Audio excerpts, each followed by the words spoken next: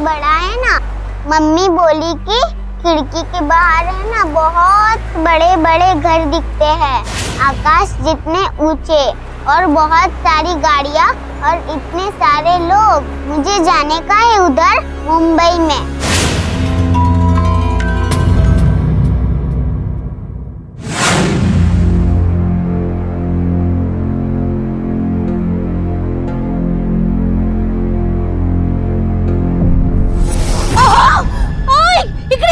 काय झाला? अरे लवकर या ना। काय आहे?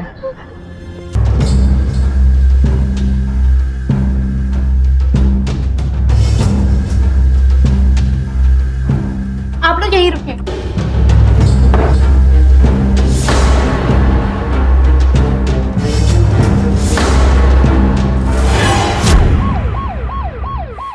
क्या नाम है तुम दोनों का?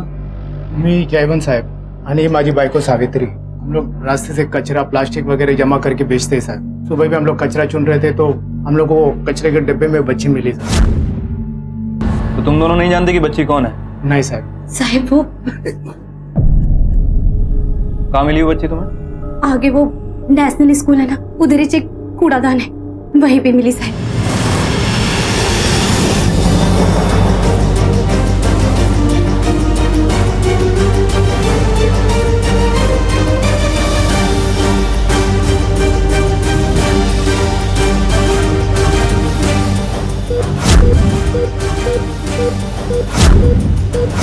बच्ची को बहुत ही बुरी तरह पीटा गया है, स्पेशली सर पर। बॉडी पर जगह जगह जलने के निशान है, जैसे सिगरेट बीड़ी वगैरह से जलाया गया। सर पर, चेहरे पर और टांगों पर काटने के निशान है। फिलहाल तो स्टेबल है, लेकिन सिचुएशन बहुत ही क्रिटिकल है। कुछ जख्म के निशान पुराने और कुछ नए। जख्म देख के लगता है जैसे 4-5 महीने से टॉर्चर हो रहा है। इतना कुछ होने के बावजूद भी बच्ची जिंदा है। एनीवेज, मैं आपको अपडेट करता रहूंगा। Thank you doctor. सर वो लड़की, उसकी हार्ट बीट अचानक से बढ़ गई है। चलिए।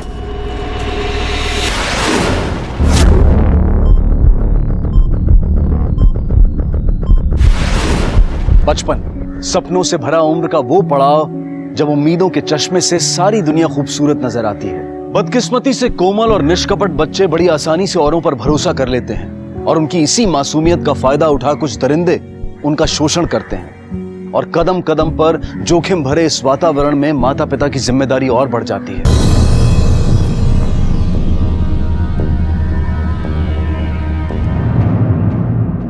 जिस वक्त तो बच्ची वहां मिली उस वक्त आसपास कोई था?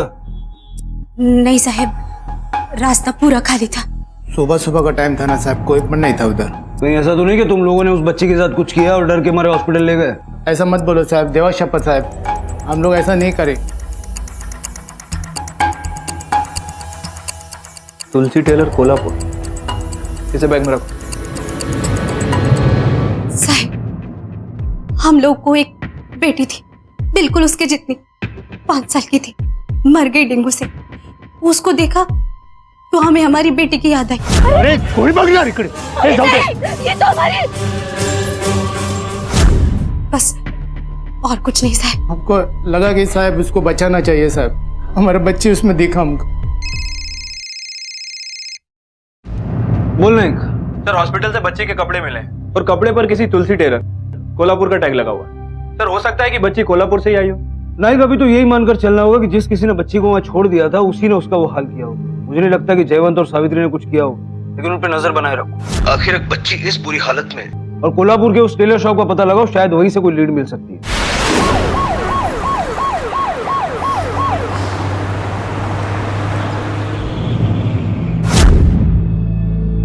एक्सक्यूज मी, इस टैग को जानते हैं? हाँ हाँ, ये मेरा ही है। इस बच्ची को जानते हैं? इसी ने फ्रॉक पहना था। नहीं नहीं, मैं नहीं जानता। निकालो सारी रिसिप्ट और चेक करो।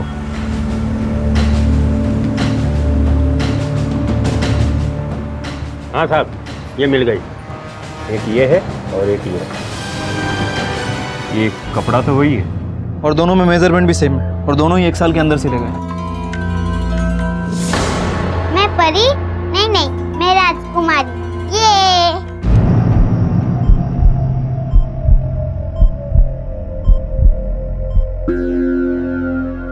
डॉक्टर साहब प्लीज। पीछे करना। नर्स मैडम, सब कुछ ठीक तो है ना? 2 दिन हो गए, हम लोग को कोई कुछ बताता ही नहीं है। फक्त एक बार देखने दो ना हम लोग को। तुम दोनों सचमुच उसको नहीं जानते? नहीं ना हो, उसका परिवार का कुछ पता चला आपको? लड़की कौन है अभी तो यही पता नहीं चला। उसका नाम नहीं मालूम तो क्या कह के बुलाते हैं उसे? अभी तो बच्चे ही बुलाते हैं। तुम लेकर आए हो तो तुम ही रख दो कोई नाम।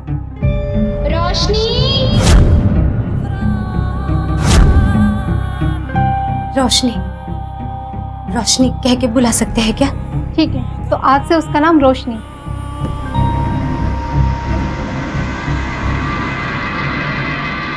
हो गया नामकरण।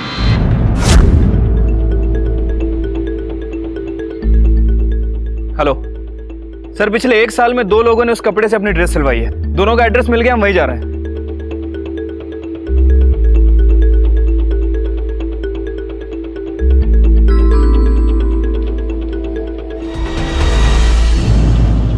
लो यहाँ कोई नहीं रहता साहब, घर 3-4 महीनों से बंद है। इस बच्ची के बारे में जानती हैं?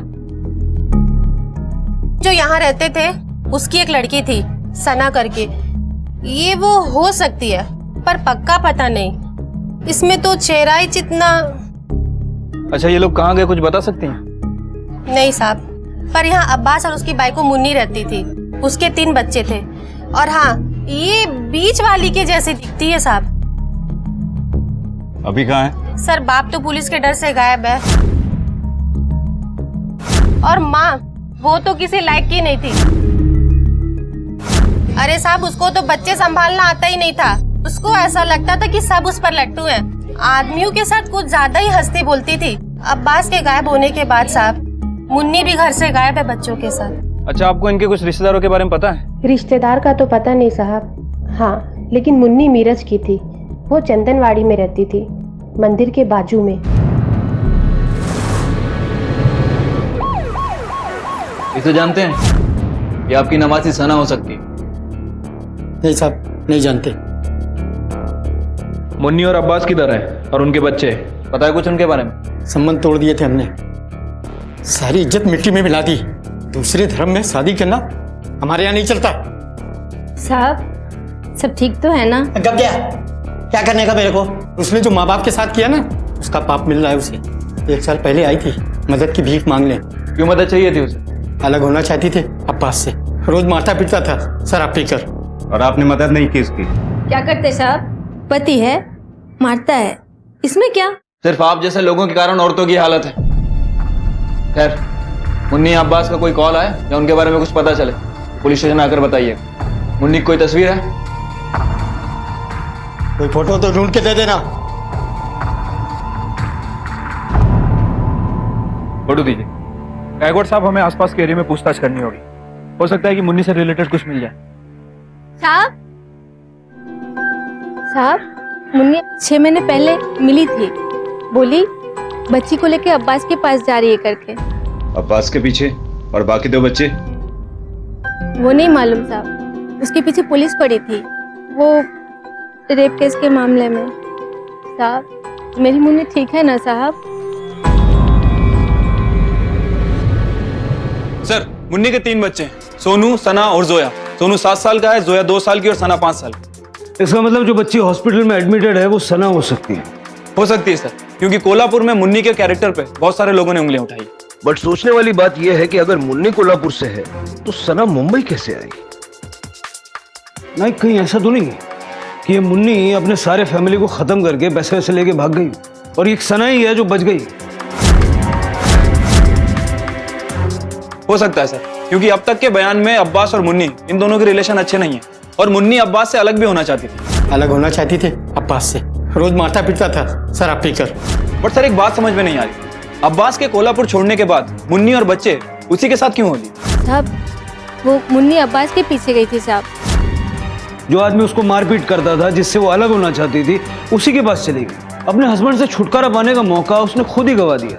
मुझे लगता है कि उसने अपनी माँ से झूठ बोला। उसका किसी और आदमी के साथ चक्कर होगा जिसके साथ वो भाग गई है और अपने बच्चों से छुटकारा पाने के लिए उसने बच्चों को मार दिया। सर अगर ऐसा हुआ तो और भी प्रॉब्लम हो सकती है, क्योंकि बात रोशनी और सना की नहीं है। हमें मुन्नी के बच्चे सही सलामत हैं ये भी देखना है। नहीं, हमें अब्बास को ढूंढ निकालना होगा। कोल्हापुर में एक रेप केस में अक्यूज था ना अब्बास, उसकी फोटो वहीं से मिल जाएगी। क्या सोच रहे हैं सर? अब्बास के साथ एक और बंदा था ना जो अक्यूज था। हाँ सर। कोल्हापुर पुलिस से बात करके उस बंदे से पूछताछ करवाओ, हो सकता है वो जानता हो कि अब्बास कहाँ गया। Okay sir.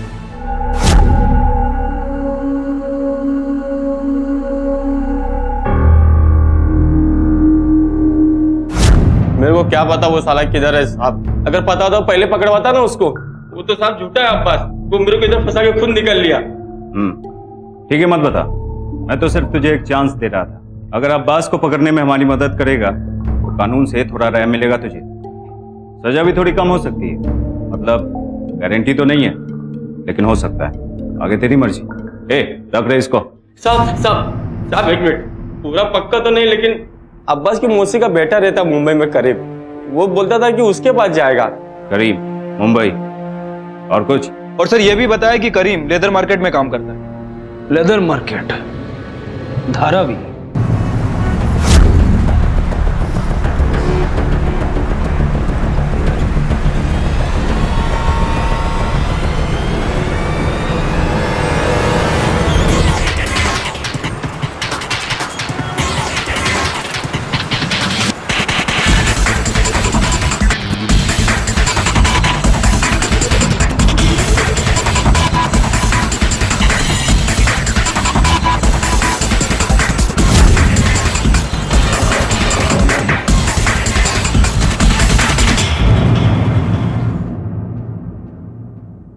सब लेकिन काय को सब मैं निर्दोष है सब, मैंने कुछ नहीं किया सब।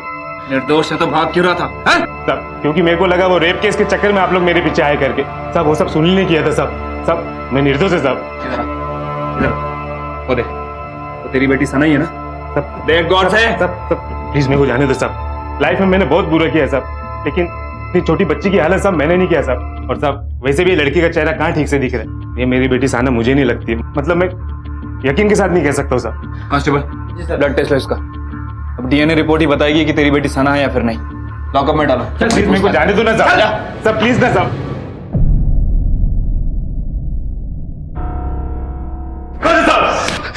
हॉस्पिटल में पड़ी हुई बच्ची को नहीं पहचानता, अपनी बीवी को तो पहचानता ना, ये याद दिलाएं। तो कैसे भूलूंगा साहब, ये बाजार औरत है। नाटक बंद कर।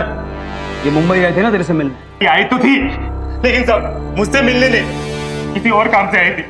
किस काम से आई थी? किस काम से आई थी बोल?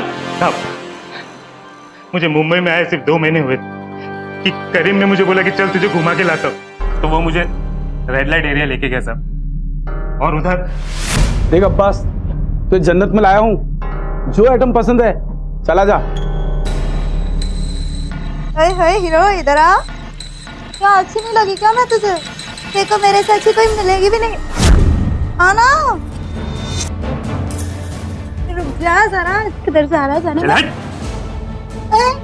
चल बे। ए दरवाजा खोल, तेरे नहीं कर मेरा काम। बीवी है मेरी। अरे क्या नाटक है? बीवी है मेरी भाई। नहीं चाहिए मेरे को। तू रेगुलर आता है ना, समझा इसको। चलना है यार, निकलो। तभी मैं सोचूं कि क्या पता 3 बच्चे भी मेरी है कि किसी और की पैदाइश है सब, मुझे कुछ फर्क नहीं पड़ता उसे कुछ भी हो। तेरे अलावा तेरी बीवी और बच्चे को कौन नुकसान पहुंचाएगा? झूठ बोलता है हमसे? नहीं साहब, कौन क्यों और काय को मारेगा वो लोग को? साहब मैं जब से मुंबई से यहाँ आया हूँ तब से मुझे नहीं पता साहब कि मुन्नी और तीनों बच्चे कहाँ हैं। सच में साहब मुझे कुछ भी नहीं पता। इस औरत को जानती है? ये लड़की मुन्नी है साहब। कहाँ इस वक्त ये? आंटी लाई थी, फिर लेके चली गई। कहाँ भेज दिया इसे? वो सब मुझे नहीं पता, पर मैंने बात करते हुए सुना था किसी अविनाश के पास भेज रही है। कौन है अविनाश? और तेरी आंटी का नाम क्या है? रजनी देवी साहब। वो घूमती रहती है धंधे के लिए, कभी कोल्हापुर, कभी राजस्थान और कभी गोवा। इस बच्ची को जानती है? ये मुन्नी की बच्ची सना हो सकती है। मुन्नी की बच्ची? साहब मुन्नी को कोई बच्चा नहीं था, वो अकेली थी। मैं जीत गई।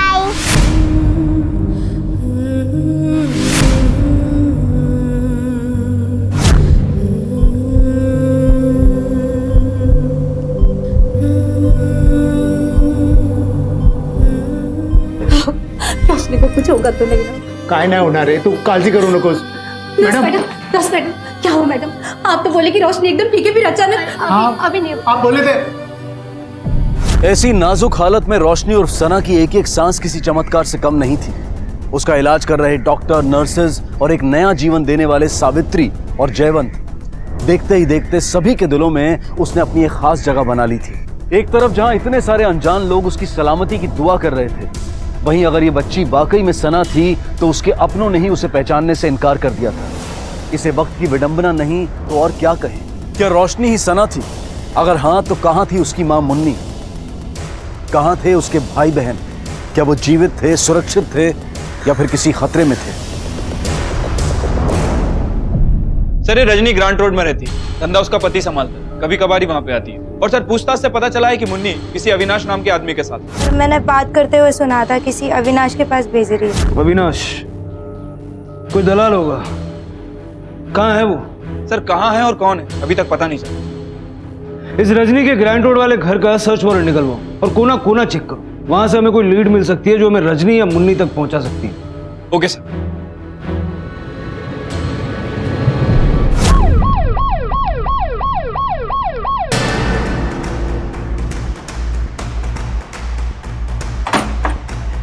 थोड़ा काला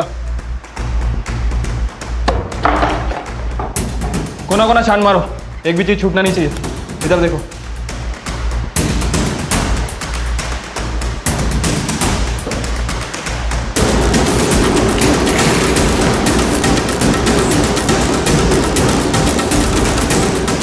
अडिल. जी सर. ये सिम कार्ड बोलो, इसके रिकॉर्ड्स निकलो. रजनी देवी के घर से मिले सिम कार्ड के कॉल रिकॉर्ड्स. सर इसमें अविनाश का नंबर भी है और ये राजस्थान का नंबर बता रहा है. सर लोकेशन ट्रेस की तिजारा जिले का बागोर गांव बता रहा है. नाइक, लोकल पुलिस से कांटेक्ट करके अविनाश के ट्रायंगुलेशन डिटेल्स उनको दो. हमें आज ही राजस्थान के लिए निकलना होगा. Okay sir.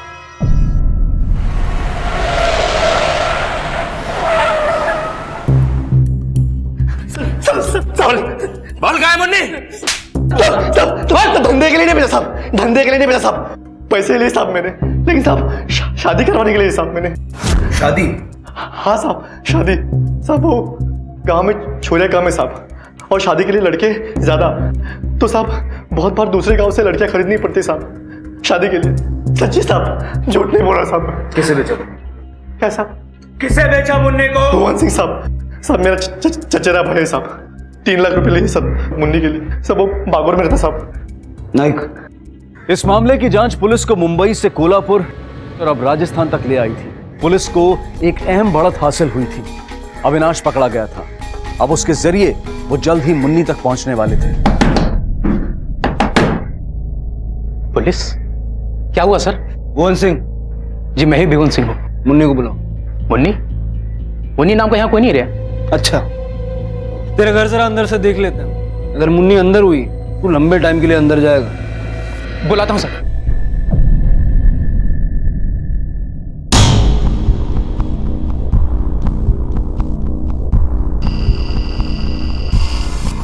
मुन्नी, मेरठ से कोल्हापुर, कोल्हापुर से मुंबई, मुंबई से यहाँ राजस्थान. काफी लंबा सफर तय किया तुमने.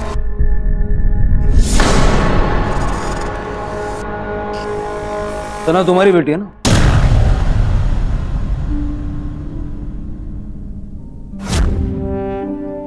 ये हमें मुंबई के एक कूड़ेदान में मिली थी, बुरी हालत में.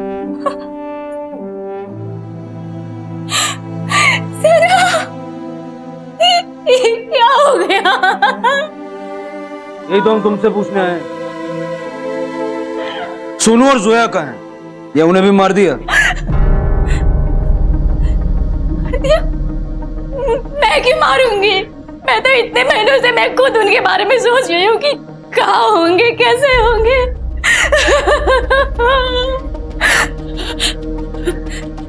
उस घटिया औरत ने मुझे मेरे बच्चों से दूर किया. कौन सी घटिया औरत?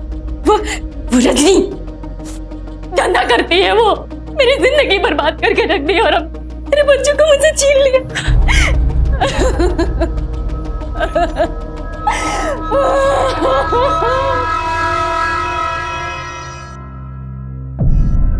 साहब, अब्बास मेरा पति बहुत मारता था मेरे को। अब्बास पुलिस के डर से घर से भाग गया था साहब, तभी साहब पे सुमित से मिली। हाँ मैं आ जाऊंगा।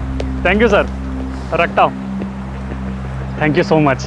बहुत ज़रूरी कॉल करनी थी, आपने फ़ोन ना दिया होता तो बहुत प्रॉब्लम हो जाती।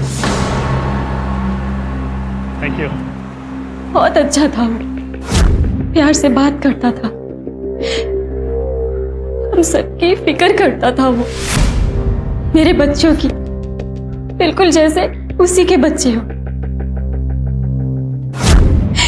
फिर सुमित ने सांगली में मुझे अपनी बहन से मिलाया, रजनी से। वाह सुमित, बड़ी अच्छी किस्मत है तेरी जो इतनी सुंदर लड़की मिली। चलेगी ना मुंबई? लेकिन बच्चे? बच्चों को एक हफ्ते बाद ले जाएंगे। अरे लक्ष्मी है ना, दीदी की बेटी, वो संभाल देगी, टेंशन ना लो। मुंबई जाकर भाड़े पे खोली ले लेंगे, उसके बाद बच्चों को बुला लेंगे और इसी बहाने हमें थोड़ा समय भी मिल जाएगा अकेले बिताने के लिए, हनीमून। मुझे लगा मुंबई जाके मेरे बच्चों का सब कुछ अच्छा हो जाएगा, लेकिन मुंबई पहुंचते सुमित को काम से बाहर जाना पड़ा और फिर आया ही नहीं वो। मैं बिना मेरे बच्चों के, बिना पैसों के अकेली थी रजनी के साथ। मुझे समझ में आ गया सब कि मैं फंस गई हूँ और फिर रजनी ने भी अपना असली रंग दिखाना शुरू कर दिया। पहले उसने प्यार से मनाने की कोशिश की, फिर धमकी दी और फिर जबरदस्ती करना शुरू कर दी। उसने सब मुझे बेच दिया, मैंने शादी करवा दी भुवन से झूठ बोलकर कि मैं कुंवारी हूँ। बंद कर ये रोना धोना, धंधा नहीं करना था तो मत कर, लेकिन बीवी बन के तो रह। तेरे बच्चों को भी भेज दूंगी तेरे पास कुछ दिनों, लेकिन एक बात याद रखना, तेरे पास से कोई शिकायत आई ना तो काट डालूंगी तेरे बच्चों को, समझी? सिर्फ मैं अपने बच्चों के लिए चुप रही, लेकिन जब 3 महीने हो गए और ना मेरे बच्चे आए और ना रजनी और ना विना, फिर मजबूर होके मैंने भुवन को सब कुछ बताया, ये सोचकर कि शायद वो मेरी मदद करेगा, लेकिन मैं गलत थी सर। उसने तो मुझे खोली में बंद करके रख दिया। मैं क्या करती? आपको क्या लगता है सर, मुन्नी सच बोल रही है? झूठ बोलने की कोई सब्सटेंशियल वजह अभी तो नहीं दिख रही उसके पास। नाइक, अगर मुन्नी राजस्थान में ही थी, सना के साथ उसने ये सब नहीं किया। उसने गलत फैसले लिए, लेकिन अपने बच्चों की भलाई की, बिना डरे उसने भुवन को सब कुछ बता दिया, सिर्फ अपने बच्चों को। मुझे नहीं लगता कि वो अपने बच्चों को नुकसान पहुंचा सकती है। सर सना का ये केस ह्यूमन ट्रैफिकिंग और प्रोस्टिट्यूशन का केस बनता जा रहा है। रजनी और सुमित को पकड़ना होगा नाइक। मुझे लगता है कि सना के साथ जो कुछ भी हुआ उसमें इनका हाथ है, और हो सकता है सर इस सुमित में बाकी के खोए हुए बच्चे भी मिल जाए। अगर जिंदा हुए तो एक बच्ची तो वैसे जिंदगी और मौत के बीच की लड़ाई लड़ रही है।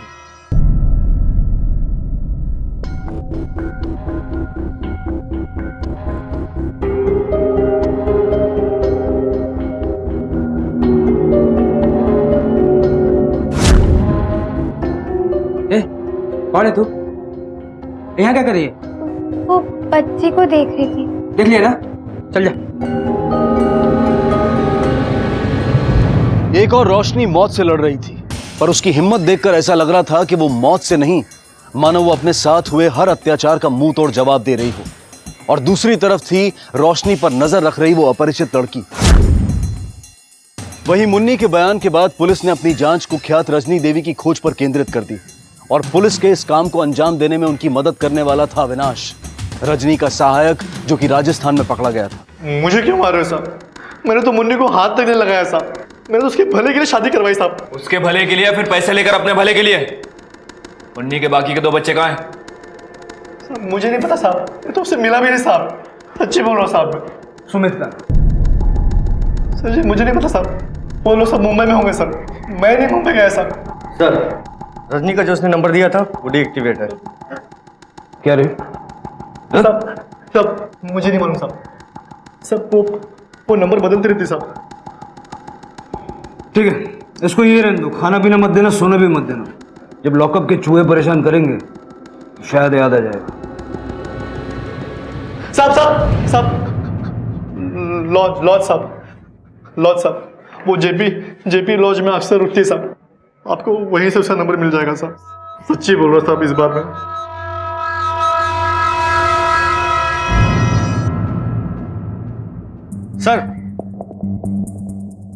सर लॉज के रजिस्टर से एक नंबर मिला है, एक्टिव भी है और लोकेशन मुंबई बता रहा है।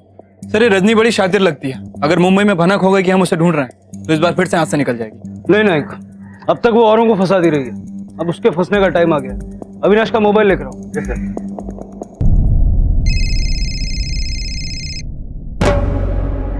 हेलो रजनी आंटी कैसी हैं? मैं अविनाश बोल रहा हूँ। वो बहुत दिनों से आपसे बात नहीं की ना, तो वो तुझे मेरा नंबर किसने दिया? वो लॉज से, वो है ना धनसुख भाई, उनसे लिया। आपका नंबर लग नहीं रहा था ना। काम बोल काम। दो बहनें, एक 18 की है और एक 20 की है, देखने में एकदम A1 है, समझ रहे हो ना आप? चल डन, परसों मिल लॉज के बाहर 5:30 बजे। ठीक है आंटी।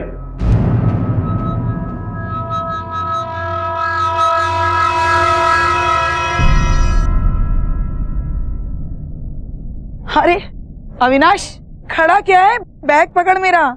इस सब की कोई जरूरत नहीं है, वापस मुंबई जाने का टाइम आ गया, चलो। अरे लेकिन आप सब सुनिए तो मेरी बात सुनिए। सब और मत मारो, सब मत मारो, सब हार्ट का प्रॉब्लम है, सब फालतू में मरमरा जाऊंगी। कुछ नहीं होगा तेरे दिल को, पत्थर का दिल है तेरा। इतनी सारी जिंदगियां बर्बाद कर दी, कुछ हुआ? मुन्नी के बच्चे का, सोनू, सना और सोया। साहब मेरे पास 2 ही बच्चे थे, एक वो लड़का और एक वो सबसे छोटी वाली जोया।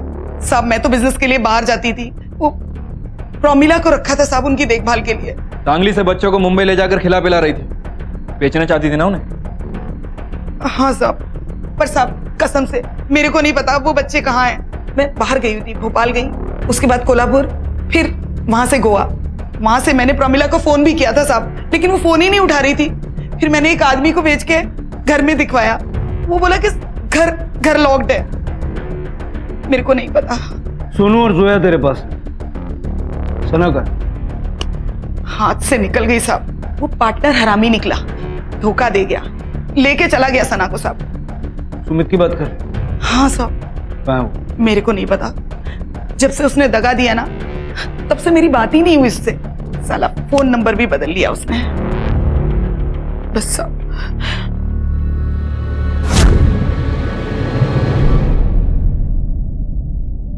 क्या पता किस चीज की बनी है वैन।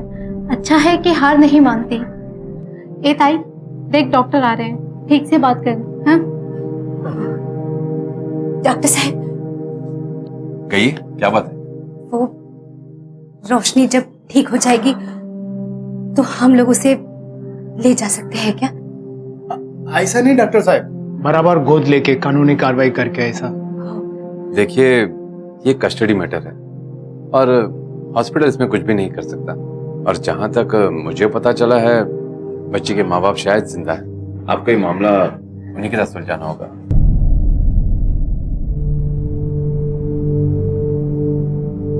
जहां एक तरफ अनेकों निसंतान दंपत्ति रोज बच्चे की चाह में दुआ करते हैं, वहीं कुछ लोग अपने बच्चे होने के बावजूद उनकी उपेक्षा करते हैं। ये केस इतना संगीन था कि जल्द ही मीडिया की सुर्खी बन गया। हॉस्पिटल में मौत से जूझती इस मासूम बच्ची को देखकर लोगों का दिल संवेदना से भर गया और जल्द ही उसकी सलामती की दुआ करते हुए लोगों ने भारी मात्रा में तोहफे और खत भेजने शुरू किए। उसके इलाज के खर्च के लिए चंदा इकट्ठा किया जाने लगा और कई लोगों ने उसे गोद लेने की भी इच्छा व्यक्त की। सना की पहचान अब सभी के सामने थी, पर फिर भी वो लोगों के लिए रोशनी थी। रोशनी संघर्ष की, रोशनी उम्मीद की, रोशनी जीवन की।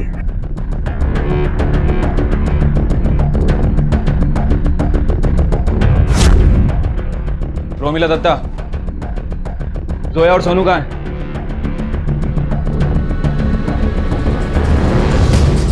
पकड़ो इसे। सर मेरे को नहीं मालूम। नहीं सर मैं बता दिया सर। सर मैंने सोनू को बेच दिया। किसको बेचा और किधर बेचा? वो नदीम ने बोला कि वो सब कुछ कर देगा। हम कुछ नहीं जानते, हमको सिर्फ अपने पैसे से मतलब था और नहीं मालूम हमको। ये नदीम कौन है और कहाँ मिलेगा? सर ये सब्जी बेचता है, वो ग्रांड रोड वाला घर है ना रजनी का, उसी के पास। वो लोग बच्चों से भीख मंगवाता है साहब, हमेशा डिमांड अच्छी रहती है बच्चों की। किसको बेचा? 1 लाख को। नवी मुंबई में वो भीख मंगो की रैकेट चलाता है। मेरे को अच्छा भाव मिल रहा था तो बेच दिया। बच्चे क्या सब्जी तरकारी है जो अच्छा भाव मिल रहा था तो बेच दिया? तू तो लंबे टाइम के लिए अंदर जाएगा, लेकिन उसके पहले तू हमें 1 लाख तक पहुंचाएगा, समझा? सना और सुमित किधर है? सना सर वो छोटी बच्ची ना 5 साल की बीच वाली सोनू की बहन। हाँ वही। रजनी जब वो लोग के लेके आई तब देखा था मैंने उसको। मैंने प्रोमिला को बोला था कि इनको बेच देंगे, लेकिन बाद में पता चला सुमित वो बीच वाली को उठा के भाग गया। बाद में एक दिन मेरे को वो छोकरी राजा के साथ दिखी। राजा कौन? सर वो टैक्सी चलाता है, वो धंधे वाले को घुमाता है सर। वो माहिम, वली बीच, प्रवादी बीच में। मैंने सुना था वो भी बेचने वाला है छोकरी को कहीं पे।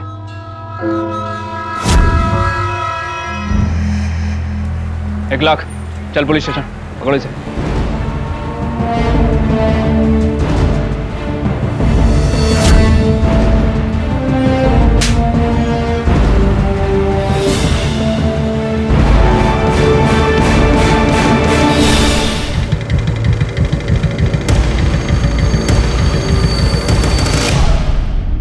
सर सारी फॉर्मेलिटीज हो चुकी हैं। आज से सोनू और जोया दोनों ही एनजीओ में रहेंगे। Okay sir.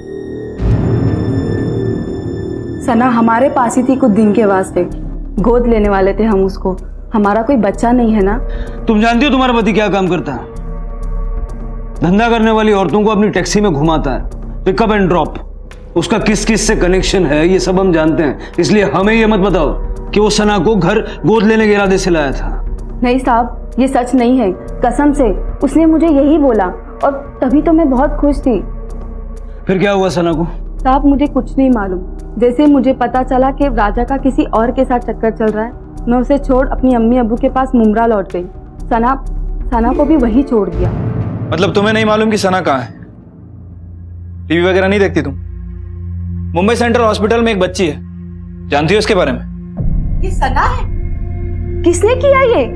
हमें लगा तुम्हें पता होगा, आखिर तुम ही छोड़ के गई थी ना उसे राजा के पास। ठीक है, जाओ।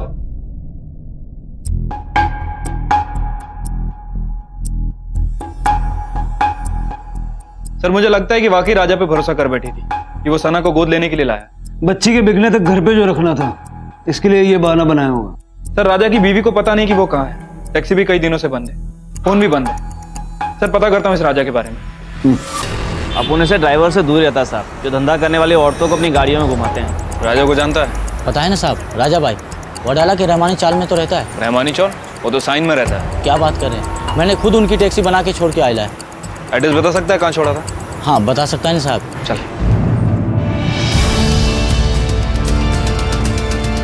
नहीं चल अंदर, वर्दी पकड़।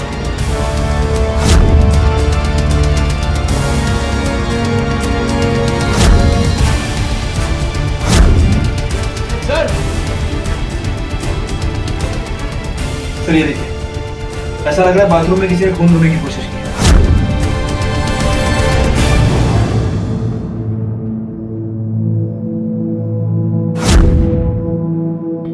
सर बच्चे के कुछ कपड़े मिले हैं।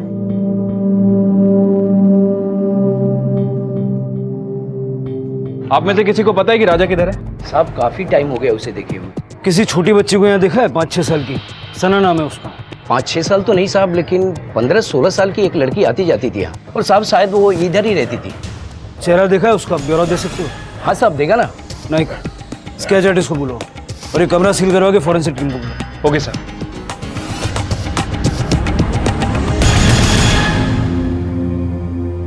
सर ये फॉरेंसिक रिपोर्ट।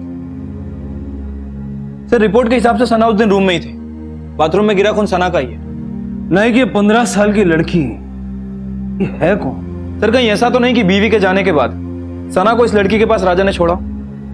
लेकिन वो सना को बेच के पैसे कमाना चाहता था, ऐसे ही सना को किसी लड़की के पास छोड़ देगा? हाँ, अगर वो इस लड़की पे बहुत ज्यादा भरोसा करता हो तब तो पॉसिबल है। सर फिलहाल हम इस लड़की के बारे में पूछताछ कर रहे हैं, उम्मीद है जल्दी कुछ इन्फॉर्मेशन मिल जाए।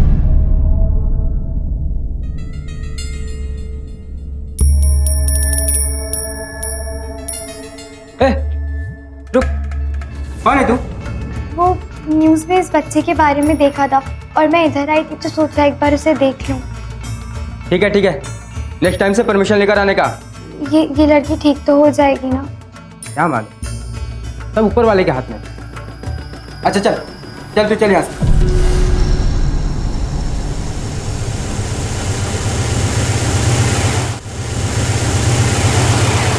सर कांस्टेबल नायडू को रहमानी चौल में तैनात किया था, पर उस लड़की पर कोई अपडेट नहीं मिली। और सर राजा के घर के पास वाले एरिया से एक खबरी ने कांटेक्ट किया है। राजा वहां खड़ी अपनी टैक्सी को लेने आया था। धारावी में कोई गैरेज है, वहां पे रिपेयर करवाने ले गया। ज्यादा मत कर, हवा और ऑयल डाल दे बस। ये ब्रेक ऑयल भी चेक कर लीजिए जरा एक बार यार। जल्दी करना फटाफट यार, फालतू टाइम खोटी करता है। तू राजा है ना? अरे साहब क्या हुआ? साहब मैंने क्या किया साहब? साहब मैंने क्या किया साहब? अरे साहब, अरे मैंने क्या किया यार? सना को कभी हाथ नहीं लगाया साहब, बेटी की तरह प्यार किया उसको, गोद लेने वाला था। साहब प्लीज मत मारो साहब, माफ कर दो साहब, प्लीज माफ कर दो। क्यों झूठ बोल रहा है?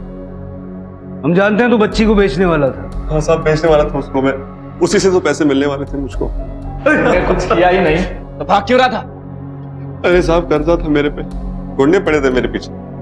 ऐसी सिचुएशन से बचने के लिए मैंने एक बड़ी मालदार पार्टी को पटाया। वो सना को खरीदने के लिए रेडी हो गया था, और जैसे ही मैं सना को अपनी कोली में लेने पहुंचा, वो ना तो सना थी तो नहीं गुड़िया। ये गुड़िया? हाँ साहब यही गुड़िया।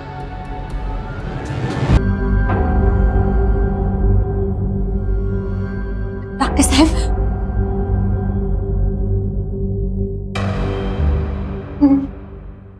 डॉक्टर साहब अभी तक तो ठीक थी वो। सावित्री, सावित्री, अरे संभाल अपने आप को, रोडू नको, रोडू नको।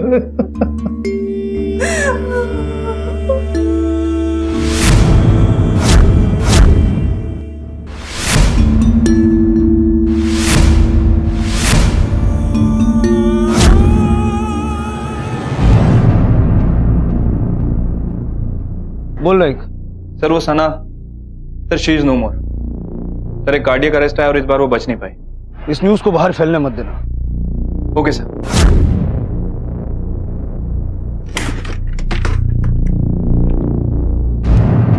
क्या हुआ सावंत? सर ये 15-16 साल की लड़की, एक हॉस्पिटल में भी सर एक 15-16 साल की लड़की आती है, बार बार सर आती है। मैंने खुद 2-3 बार उसे देखा है सर, यहाँ आने से पहले भी वो मुझे दिखी थी।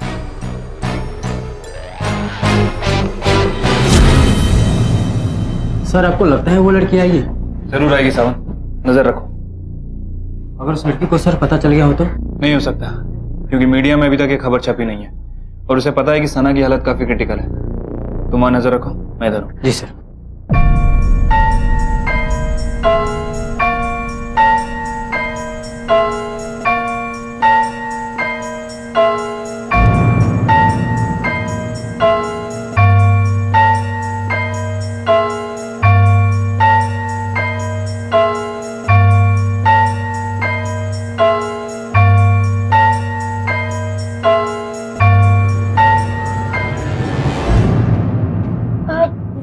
लड़की कैसी है? अच्छी है, बहुत अच्छी है। गुड़िया पकड़ो इसे। कोई फायदा नहीं, तनाव नहीं रही, ले चलो। बहुत टाइम बाद सब कुछ ठीक हो रहा था साहब। मेरे को मेरी फैमिली मिलने वाली थी, मैं, राजू, सना। उसने मेरे से वादा किया था कि वो मेरे से शादी मनाएगा, लेकिन फिर वो चला गया, 1 महीने तक नहीं लौटा। बोला था कि उसके पीछे गुंडे पड़े हुए, कर्जा था उसके ऊपर साहब, और इसीलिए वो पैसे जमा कर रहा था।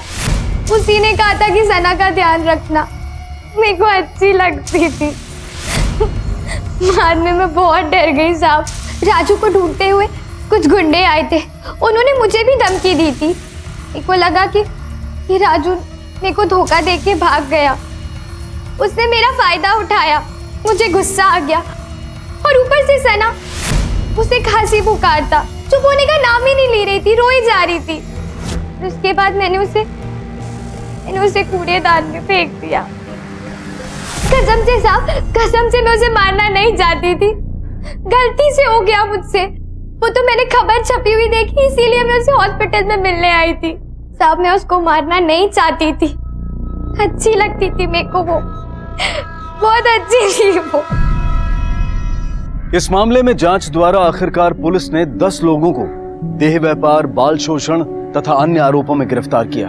मुन्नी और गुड़िया दोनों की ही बर्बादी का कारण बनी उनकी एक खुशहाल परिवार की चाह और हसरतों के इस उलझे खेल का शिकार बन बैठी मासूम सना उर्फ रोशनी। लालच, वासना और पैसे के इस जाल में कोई एक या दो लोग गुनहगार नहीं थे। इन सब के साथ गुनहगार था वो समाज जो गरीबी में जीते इस तबके से मुंह मोड़कर उनकी उपेक्षा करता है।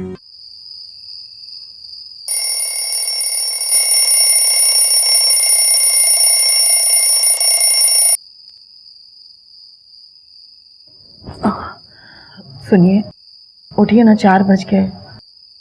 क्या मुसीबत है, ठीक से सोने भी नहीं हुई तो।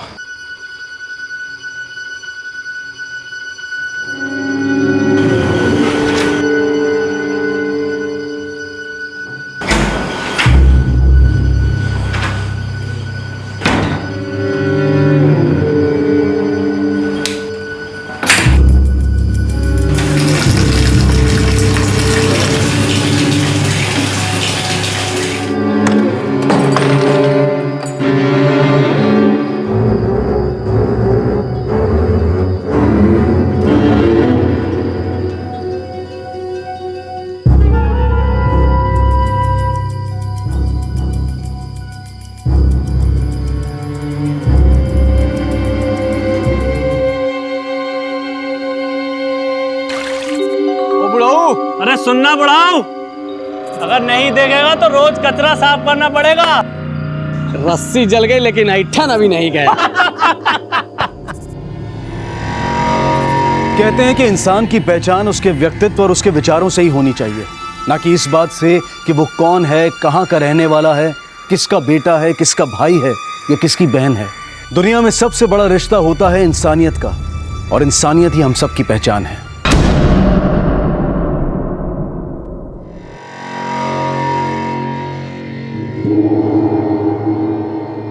सुनिए, ये लीजिए टिफिन। आप कुछ करते क्यों नहीं? आखिर कब तक ऐसा चलता रहेगा? हम चाहे कुछ भी कर लें, हमारी किस्मत बदलने वाली नहीं है।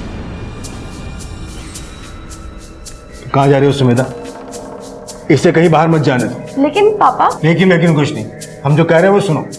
रोज कोई ना कोई तमाशा होता है, कोई नया झमेला नहीं चाहते।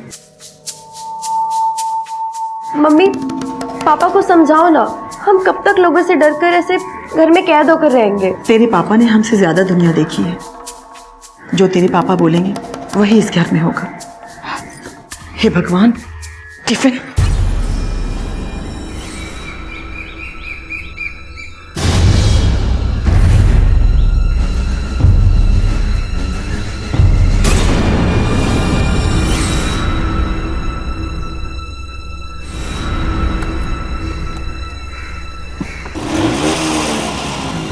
अरे सुनिए तो सही।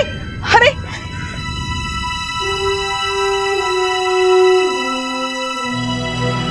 अच्छा मम्मी, हम चलते हैं। तुझे तेरे पापा ने मना किया ना कहीं जाने के लिए? सुमेधा,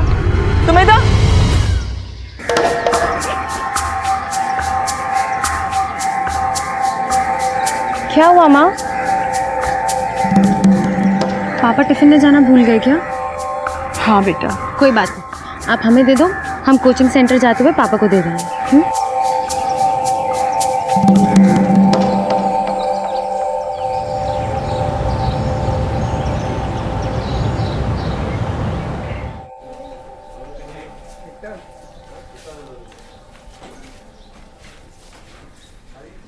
अरे तुम यहाँ क्यों आई?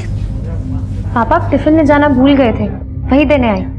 तो हमें फोन करके बाहर बुला लेती। अब तो हम आ गए ना, आप खाना टाइम पे खा लेना, हम चलते हैं।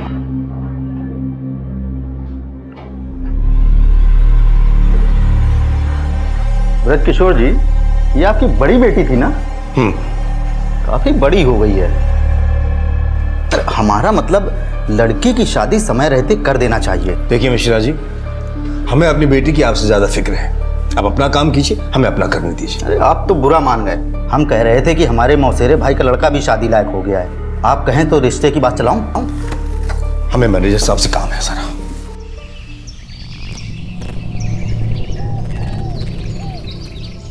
घर के आंगन में तुलसी का पौधा होना बहुत शुभ माना जाता है ना? आप गौड़ ब्राह्मण हो?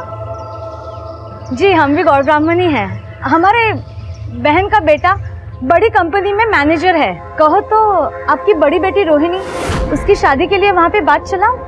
अभी हम उसकी शादी नहीं करना चाहते। क्यों?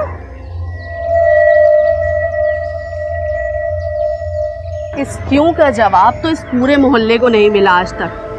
तुम इस मोहल्ले में नहीं हो ना, इसलिए तुम्हें नहीं पता। कहीं इनकी लड़कियों में खोट वोट तो नहीं है? हाँ खोट ही होगा, तभी तो इनकी दोनों बेटियां बैठी हुई हैं अभी तक। हमारे समाज में शादी को बहुत अहम माना जाता है, और जब एक उम्र के बाद किसी लड़की की शादी नहीं होती तो संकुचित मानसिकता के लोग इसके अलग मतलब निकालने लगते हैं। ब्रिज किशोर का परिवार भी लोगों की ऐसी ही छींटाकशी झेल रहा था, क्योंकि परिवार की दोनों बेटियों रोहिणी और सुमेधा की अब तक शादी नहीं हुई थी। माता पिता दोनों बेटियों के लिए आए कई रिश्ते ठुकरा चुके थे। इसकी वजह तो फिलहाल साफ नहीं थी, लेकिन यह साफ था कि ब्रिज किशोर का परिवार रोजाना कई ज्यादतियां सह रहा था, पर इसके बावजूद वो गलत के खिलाफ आवाज उठाने से परहेज कर रहे थे।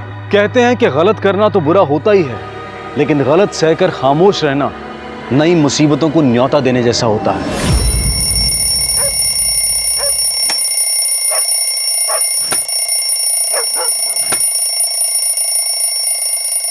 अब सुनिए, आज आप रहने दीजिए, हम साफ कर देते हैं। नहीं, तुम रहने दो, मैं कर लूंगा।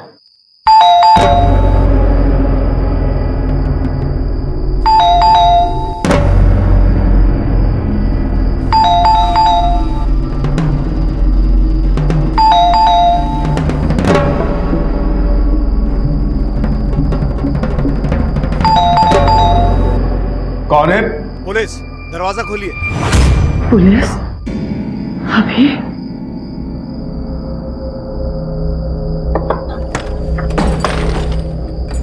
क्या बात है सर? ब्रिज किशोर जी हमारे साथ आइए।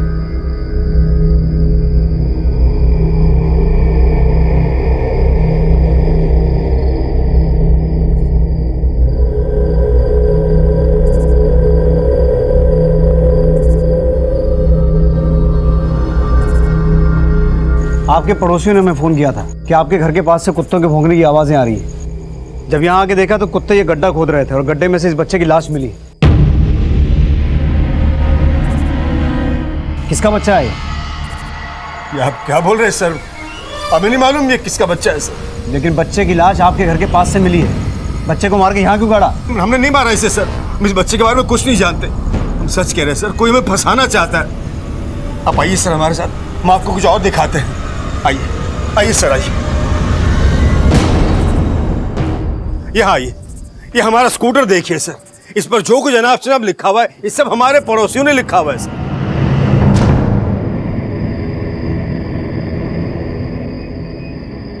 इसी तरह हमें सताते रहते हैं। और आपने कचरा देखा होगा ना, आइए सर यहाँ आइए, ये देखिए कितना कचरा है सर, ये देखिए सर, रोज कोई हमारे घर के बाहर ये कचरा फेंक कर जाता है। हम आपसे कह रहे हैं सर, कोई हमें फंसाना चाहता है। लेकिन आप किसकी बात कर रहे हैं? कोई नाम तो बताइए, कौन है जो आपको फंसाना चाहता है? सर एक हो तो बताएं, यहाँ तो सभी लोग हमसे चिढ़ते हैं। देखिए अगर आप लोग कुछ छुपा रहे हैं तो बता दीजिए, वरना आगे जाकर आप लोगों की मुश्किलें बहुत बढ़ जाएंगी। नहीं सर, हम आपसे कुछ नहीं छिपा रहे। ठीक है, तो जब तक इन्वेस्टिगेशन पूरा नहीं होता आप लोग शहर छोड़कर नहीं जाएंगे। बच्चे की बॉडी को पोस्टमार्टम के लिए भिजवा, और फॉरेंसिक टीम से कहना कि बच्चे की बॉडी पे जो मिट्टी है उसका सॉइल टेस्ट करवाएं। उससे ये चीज़ क्लियर हो जाएगी कि बच्चे की बॉडी को कहीं और से लाकर यहाँ गाड़ा गया या फिर यही मार के दफनाया गया। और सुबह होते ही इनके बाकी पड़ोसियों से पूछताछ करते हैं। देखते हैं पड़ोसी इस परिवार के बारे में क्या कहते हैं। सर हमसे क्या, पूरे मोहल्ले में किसी से नहीं बनती है इनकी। बड़े अकड़ू लोग हैं, सीधे मुंह बात ही नहीं करते किसी से। इनके घर के पास जिस बच्चे की लाश मिली वो बच्चा किसका हो सकता है? उस बच्चे के बारे में तो हमें नहीं पता, लेकिन उनकी जो लड़कियां हैं जिनकी वो शादी ही नहीं करते। क्यों? होगा कुछ उनका चक्कर वक्कर। तो आपके कहने का मतलब है कि जिस बच्चे की लाश मिली वो उन 2 बेटियों में से किसी का हो सकता है? नहीं नहीं सर, इनकी बेटियां पेट से नहीं हो सकती। अगर पेट से होती तो छिपाते कैसे ये? सर, ब्रिज किशोर के घर के पास जिस बच्चे की लाश मिली वो 1 से 2 महीने का होगा। अगर ये बच्चा अनवांटेड था तो मामला 8-10 महीने पुराना रहा होगा। ब्रिज किशोर के पड़ोसियों का कहना है कि ये फैमिली अपनी दोनों बेटियों की शादी करवाने में इंटरेस्टेड नहीं रही। अगर इस बच्चे का डीएनए इन दोनों लड़कियों से मैच करवा के देखा जाए तो?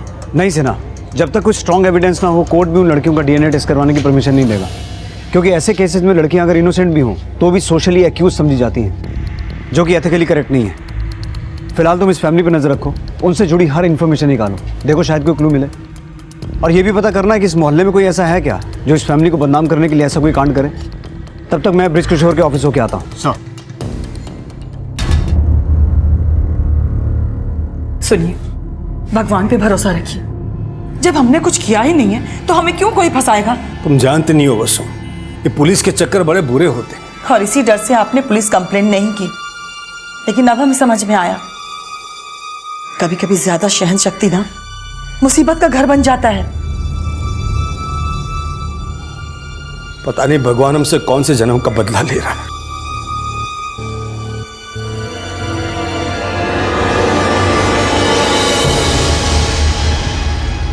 ब्रिज किशोर जी इस ऑफिस के अंदर 3 बातों के लिए बहुत मशहूर हैं। एक तो ये कि वो कभी लेट नहीं आते, और दूसरे वो कभी रिश्वत भी नहीं लेते। लेकिन तीसरी बात उनकी निजी जिंदगी से जुड़ी हुई है सर। कैसी बात? सर, वो अपनी बेटियों की शादी ही नहीं करना चाहते। क्यों? सर, हर किसी को अलग अलग रीजन बताते हैं। किसी से कहते हैं कि भाई बेटियों को खूब पढ़ाना है, उन्हें काबिल बनाना है, तो किसी से कहते हैं कि भाई मेरी बेटियों के मुकाबले कोई लड़का पैदा हुआ है। भाई भला ये भी कोई बात हुई? लखनऊ के मुख्य सचिवालय में एक अधिकारी हैं अरुण तिवारी, मेरा दूर का भतीजा है, उसका रिश्ता लाया था, मना कर दिया। ये सब फोटो हमें मत दिखाइए शुक्ला जी, हमें इससे अपनी बेटी की शादी नहीं करवानी। तो फिर किससे करवाओगे? डेंटिस्ट से, साइंटिस्ट से, नेता से या अभिनेता से? अरे ब्रिज भाई, हम आपका मान करके लड़के दिखाते हैं और आप हैं कि एकदम से मना कर देते हैं। इतना ही बुरा लगता है तो आप रिश्ते लाते क्यों हैं? हम तो समझ ही नहीं पा रहे हैं कि बेटियों की शादी ना करने के पीछे ब्रिज किशोर जी की दुविधा क्या है। अभी कुछ दिन पहले मिश्रा जी एक रिश्ता लाए थे, ठुकरा दिया। सर, हमें तो लगता है उनकी बेटियों में ही कोई खोट है।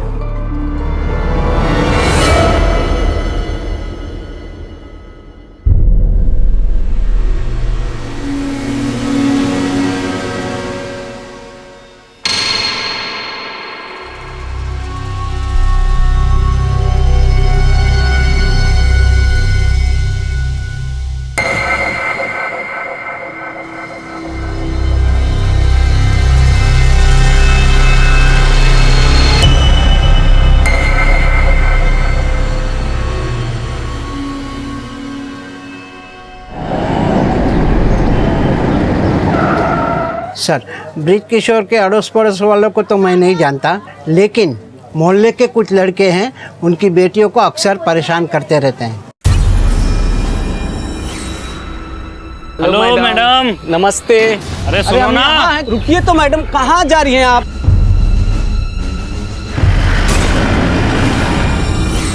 अरे मोहब्बत ना सही तो मुकदमा ही कर दे।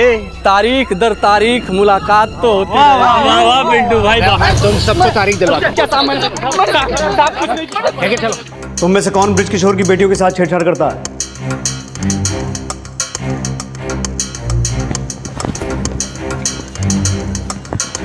साहब, हमने कुछ नहीं किया साहब। सब ये जो भी किया है साहब, ये मोनू और पिंटू ने किया है। हम तो बस इनके साथ बैठ जाते थे साहब।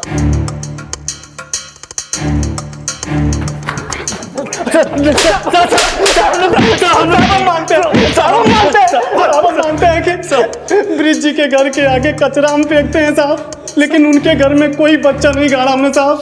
सिन्हा, हमने कोई बच्चा नहीं गाड़ा साहब, हमारा यकीन कीजिए सर। तुमने नहीं गाड़ा तो किसने गाड़ा? सर वो हमें नहीं पता, हम तो सिर्फ उस रात भी कचरा ही फेंकने गए थे।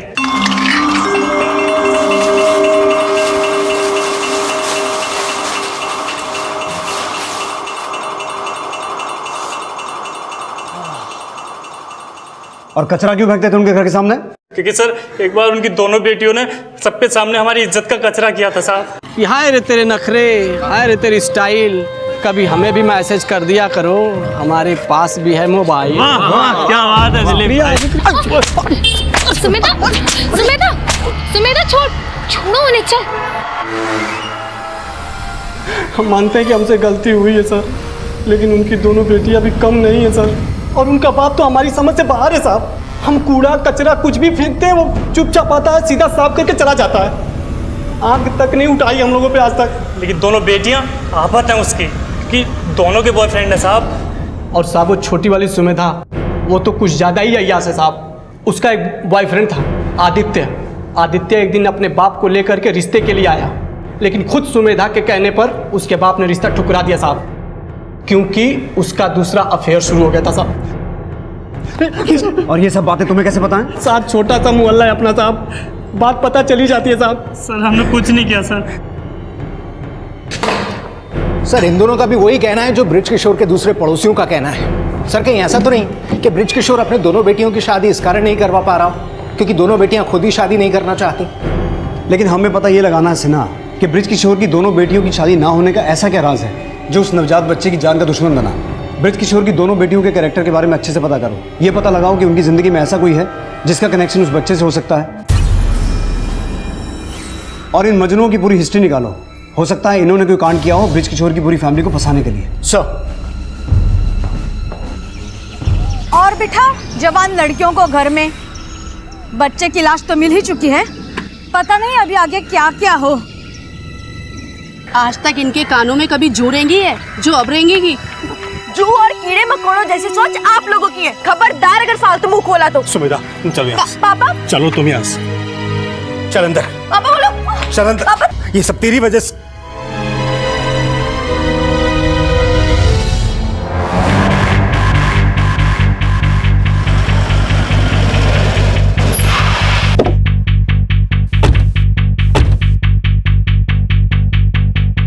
हमें पता चला कि तुम और ब्रिज किशोर जी की छोटी बेटी सुमेधा काफी अच्छे दोस्त थे।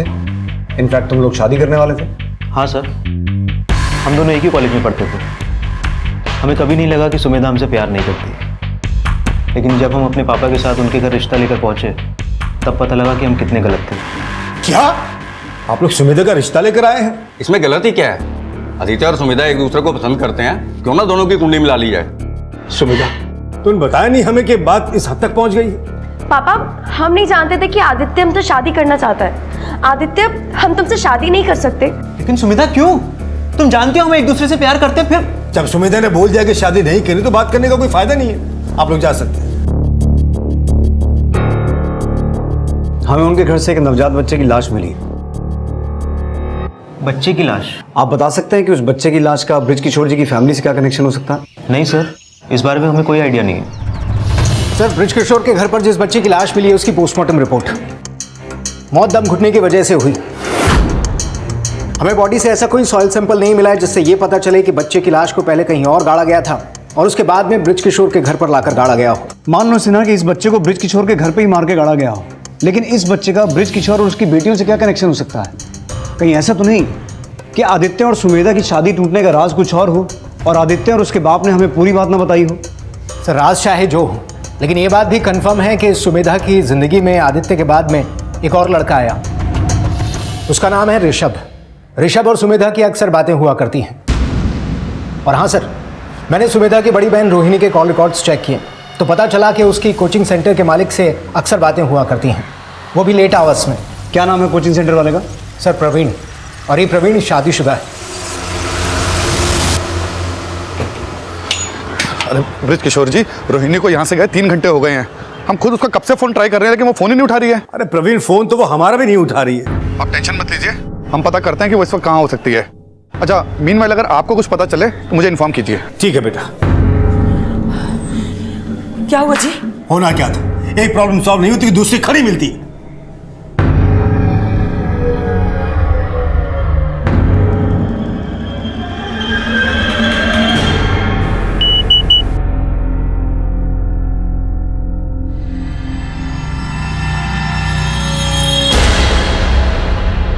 ये रोहिणी फोन क्यों नहीं उठा रही? कम से कम बता तो दे कि जिंदा है या मर गई। शुभ शुभ बोलिए ना। हमारी जिंदगी में कभी कुछ शुभ हुआ है क्या? इससे अच्छा तो हम बेऔलाद रहते हैं।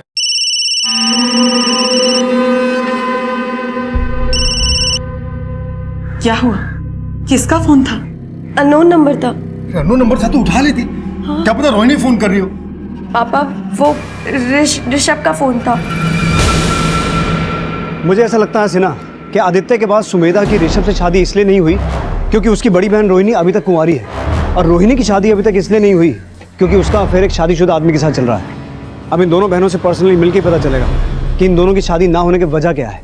ब्रिज किशोर के आंगन में एक नवजात बच्चे की लाश का मिलना क्या वाकई किसी की साजिश थी, या फिर ब्रिज किशोर का परिवार कुछ छिपा रहा था? पुलिस फिलहाल किसी के खिलाफ कोई सबूत तो नहीं जुटा पाई थी, लेकिन ब्रिज किशोर की दोनों बेटियों रोहिणी और सुमेधा का चरित्र शक के दायरे में था, और इसी बीच रोहिणी का लापता हो जाना पुलिस के शक को और भी पुख्ता करने वाला था। हमारी रोहिणी की हर फ्रेंड से बात हुई, वो किसी के पास नहीं गई। लगता है हमारी रोहिणी आ गई। हमें सुमेधा और रोहिणी से कुछ बात करनी है। सर लेकिन रोहिणी तो घर पे नहीं है। हम सब खुद उसका वेट कर रहे हैं। सर, रोहिणी की लास्ट क्लास ठीक 3 बजे खत्म हो जाती है, और वो आज भी दिन के 3 बजे हमारे कोचिंग सेंटर से चली गई थी।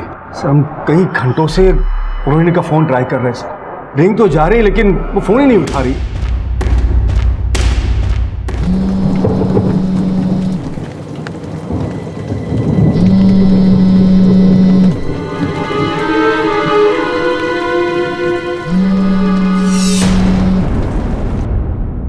सर रोहिणी के नंबर पर रिंग तो जा रही है लेकिन कोई उठा नहीं रहा। ठीक है, हम पता लगाने की कोशिश करते हैं कि कहाँ जा सकती है। मीनवाइल अगर वो आ जाए तो हमें इन्फॉर्म कीजिए। Okay sir.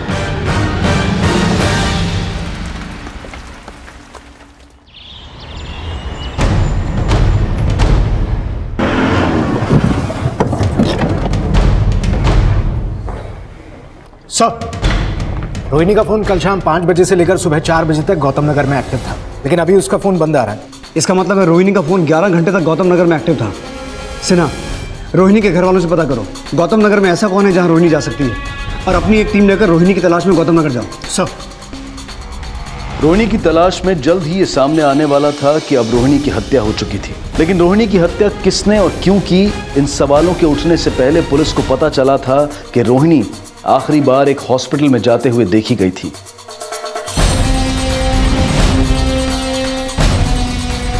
नहीं सर, रोहिणी नाम की किसी भी लड़की का अपॉइंटमेंट रजिस्टर में नाम नहीं है। लेकिन हमें पता चला है कि कल उसे यहाँ देखा गया था। विजिटर रजिस्टर में भी उसकी एंट्री है। सर हो सकता है वो किसी पेशेंट से मिलने आई हो।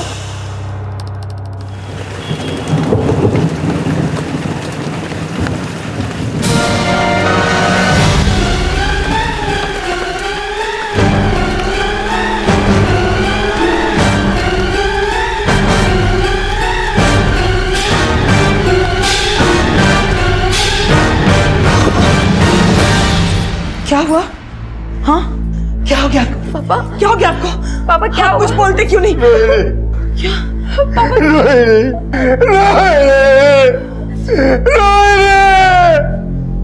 सर रोहिणी कल शाम 5 बजे इस हॉस्पिटल में आई। रजिस्टर में भी इसकी एंट्री है, लेकिन ये यहाँ पर क्यों आई इसके बारे में किसी को कोई क्लू नहीं। ना तो किसी डॉक्टर से इसका अपॉइंटमेंट था और ना ही किसी पेशेंट से मिले यहाँ आई। हॉस्पिटल का सीसीटीवी चेक करते हैं। सिंह सर, बॉडी को पोस्टमार्टम के लिए भिजवाओ। सर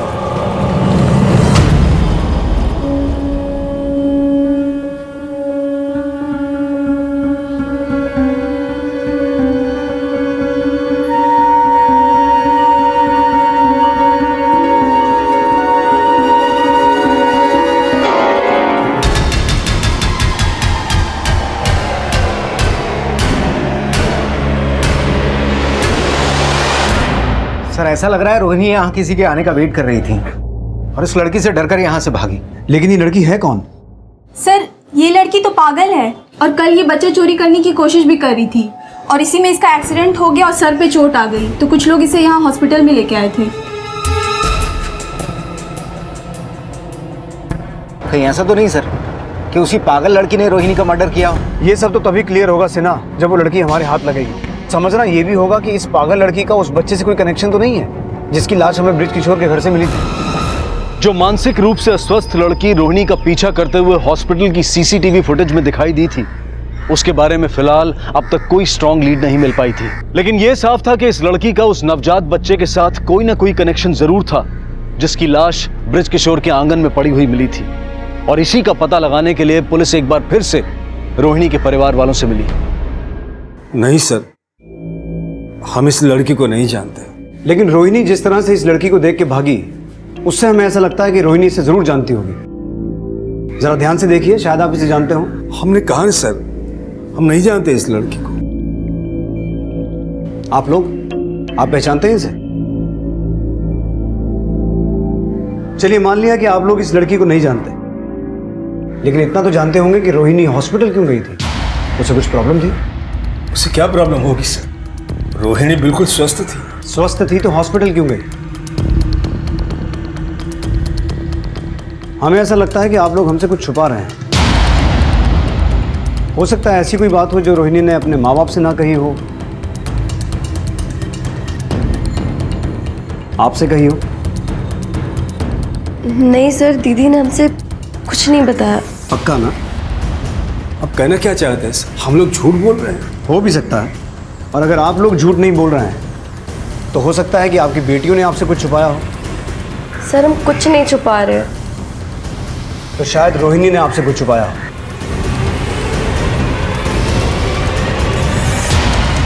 खैर, जो कुछ भी छुपाया सामने तो आ ही जाएगा।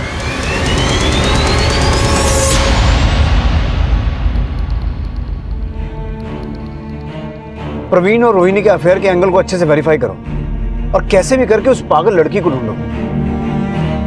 मुझे ऐसा लगता है कि रोहिणी के मर्डर का राज उस पागल लड़की से जुड़ा है। अगर वो लड़की हमें मिल गई तो ब्रिज किशोर के घर मिले बच्चे की लाश का राज भी सामने आ जाएगा। जी सर। ये केस उस नवजात बच्चे की लाश मिलने के बाद शुरू हुआ जो ब्रिज किशोर के घर में गड़ी मिली थी। लेकिन ब्रिज किशोर की बड़ी बेटी रोहिणी की हत्या का कनेक्शन भले ही उस मानसिक रूप से अस्वस्थ लड़की से जुड़ा नजर आ रहा था, लेकिन प्रवीण और रोहिणी के अनैतिक रिश्ते का खुलासा इस केस को एक नया एंगल दे रहा था। हाँ सर, ये सच है। हम और रोहिणी एक दूसरे से प्यार करते थे। इनफैक्ट हम तो उसके साथ शादी भी करना चाहते थे, लेकिन वो हमारे से शादी नहीं करना चाहती थी। ऐसा क्यों? वो नहीं पता सर, लेकिन रोहिणी ने मना किया तो हमारे पेरेंट्स ने हमारी मर्जी के खिलाफ हमारी शादी प्रियंका से कर दी। सर, हम रोहिणी से बहुत प्यार करते हैं और शादी के 6 महीने बाद हम फिर से रोहिणी के करीब आ गए। और शायद तब तुम्हें रियलाइज हुआ कि शादीशुदा रहते हुए तुम रोहिणी के साथ अपना रिलेशन कंटिन्यू नहीं कर पाओगे। तुमने शायद रोहिणी को अवॉइड करने की कोशिश की और रोहिणी ने किसी पुरानी बात को लेकर तुम्हें ब्लैकमेल किया होगा और इसीलिए तुमने रोहिणी का मर्डर किया। सर, हम तो रोहिणी से बहुत प्यार करते थे, भला हम उसका मर्डर क्यों करेंगे? अगर रोहिणी से प्यार करते हो तो तुम्हारी बीवी प्रियंका? हम एक दूसरे को तलाक देने वाले हैं और वो तो वैसे भी अपने मायके में रहती है। सर, इस लड़की को पहचानते हो? नहीं सर, हमने इसे कभी नहीं देखा। सर, मैंने प्रवीण के कॉल रिकॉर्ड्स चेक किए, लेकिन जिस वक्त रोहिणी हॉस्पिटल में देखी गई थी तब प्रवीण के फोन की लोकेशन वहां की नहीं थी। सर, कहीं ऐसा तो नहीं कि रोहिणी का मर्डर उसी पागल लड़की ने किया हो जिससे वो डरकर भागी थी? उस पागल लड़की का गायब होना इस तरफ इशारा तो करता है, लेकिन कुछ भी हो सकता है अर्चना। हमें इस केस को हर एंगल से इन्वेस्टिगेट करना होगा। हो सकता है प्रवीण ने रोहिणी को मरवाने के लिए किसी कॉन्ट्रैक्ट किलर को हायर किया हो और उस कॉन्ट्रैक्ट किलर ने आगे उस पागल लड़की की मदद ली हो। प्रवीण के कॉल रिकॉर्ड्स अच्छे से चेक करो, हो सकता है उसमें कोई सस्पिशियस नंबर मिले। और प्रवीण के बैंक ट्रांजैक्शन भी चेक करो, हो सकता है उस कॉन्ट्रैक्ट किलर को पे करने के लिए उसने कोई मोटी रकम अपने बैंक से निकाली हो। और सिन्हा, रोहिणी के मर्डर में प्रवीण की बीवी के कनेक्शन की पॉसिबिलिटीज भी खंगालो। सर, उस मानसिक रूप से अस्वस्थ लड़की को रोहिणी की हत्या का सस्पेक्ट मानकर ढूंढा तो जा रहा था, लेकिन इस शक की भी पुष्टि की जा रही थी कि कहीं रोहिणी की हत्या में प्रवीण की बीवी की तो कोई भूमिका नहीं। वहीं प्रवीण को भी रोहिणी की हत्या का सस्पेक्ट माना जा रहा था और एक खुलासा इस शक को और भी गाढ़ा कर रहा था। सर, प्रवीण की बीवी प्रियंका का रोहिणी के मर्डर से कोई कनेक्शन तो सामने नहीं आया। इनफैक्ट जब रोहिणी का मर्डर हुआ प्रियंका इस शहर में ही मौजूद नहीं थी। लेकिन प्रवीण की बैंक स्टेटमेंट मैंने चेक की, 10 दिन पहले ही उसने अपने अकाउंट से 5 लाख रुपए विड्रॉ किए थे। सर हमने अपने अकाउंट से 5 लाख रुपए विड्रॉ किए, इसका ये मतलब तो नहीं है कि हमने कोई क्राइम किया हो। हम तो सिर्फ ये जानना चाहते हैं कि तुमने अपने अकाउंट से 5 लाख रुपए क्यों विड्रॉ किए, और अगर तुम नहीं बताना चाहते तो हम अपने तरीके से पूछेंगे कि तुमने 5 लाख क्यों निकाले और कहाँ खर्च किए। सर वो पैसे हमने रोहिणी को दिए थे। रोहिणी को? रोहिणी ने हमसे 5 लाख रुपए उधार मांगे और हमने दे दिया सर। क्यों उधार मांगे? उसने कोई रीज़न नहीं बताया। और तुमने रीज़न पूछा भी नहीं? कहीं ऐसा तो नहीं प्रवीण कि तुमने वो 5 लाख किसी सुपारी किलर को दिए रोहिणी को मरवाने के लिए? आपको बार बार ऐसा क्यों लग रहा है कि रोहिणी को हमने मार दिया? क्योंकि हमें अभी तक ये भरोसा नहीं हो रहा कि तुम सच बोल रहे हो। तुमने 5 लाख रोहिणी को दिए, इसका कोई प्रूफ है तुम्हारे पास? नहीं सर, इस बात का हमारे पास कोई प्रूफ नहीं है, लेकिन हम सच बोल रहे हैं सर। हेलो सर, वो पागल लड़की गणेश नगर में देखी गई थी। एक फ्रूट वाले के फ्रूट चुरा के भाग रही थी वो। उस एरिया में सर्च करो, वो कहीं आसपास ही होगी।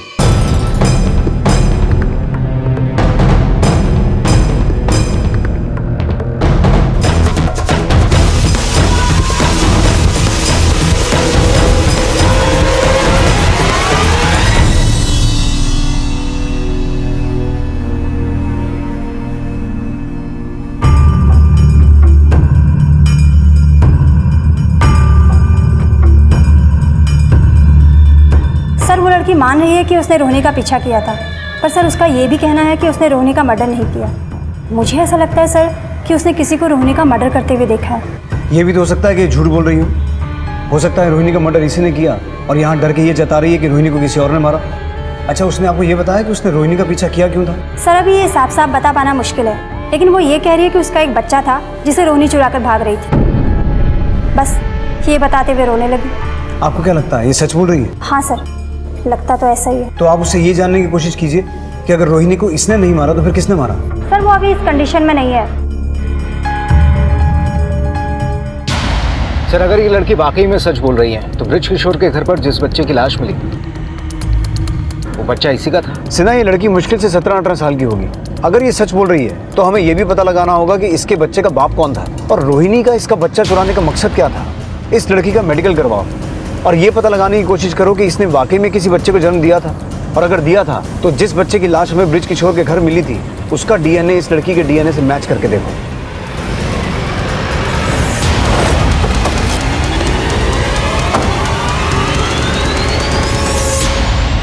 वो लड़की जरूर झूठ बोल रही है सर। आप ही सोचिए ना, रोहिणी उसका बच्चा क्यों चुराएगी? वो लड़की सच बोल रही है या झूठ, ये तो पता चल ही जाएगा। आप ये बताइए कि प्रवीण ने रोहिणी को 5 लाख रुपए उधार दिए थे? 5 लाख रुपए? नहीं सर, हम इस बारे में कुछ नहीं जानते। प्रवीण ने हमसे ये कहा कि वो अपनी बीवी प्रियंका से तलाक लेकर रोहिणी से शादी करना चाहता था, और हमें ये भी पता चला है कि वो अपनी शादी से पहले भी रोहिणी से शादी करना चाहता था, लेकिन रोहिणी ने शादी से मना कर दिया। अगर तब मना कर दिया तो अब वो वाकई उससे शादी करना चाहती थी या प्रवीण झूठ बोल रहा है? सर हम वाकई नहीं जानते इसके बारे में। आपको कम से कम ये तो पता होगा कि आपकी बेटी रोहिणी ने शादी करने से क्यों मना किया था।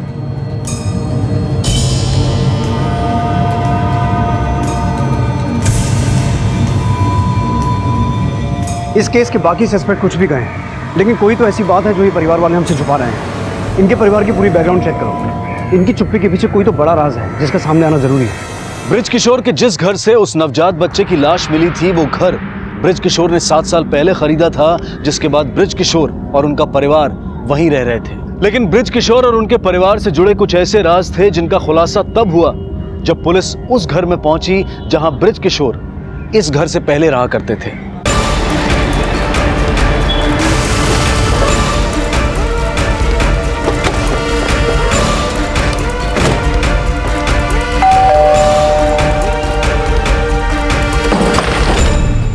जी, हमें पता चला कि 7 साल पहले ब्रिज किशोर और उनका परिवार यही रहता था। जी, ब्रिज किशोर हमारा ही छोटा भाई है। हमें यह भी पता चला कि यह आपका और ब्रिज किशोर का पुश्तैनी मकान है, लेकिन 7 साल पहले ब्रिज किशोर ने खुद अपना ट्रांसफर यहाँ से करवा लिया था। उसकी कोई खास वजह?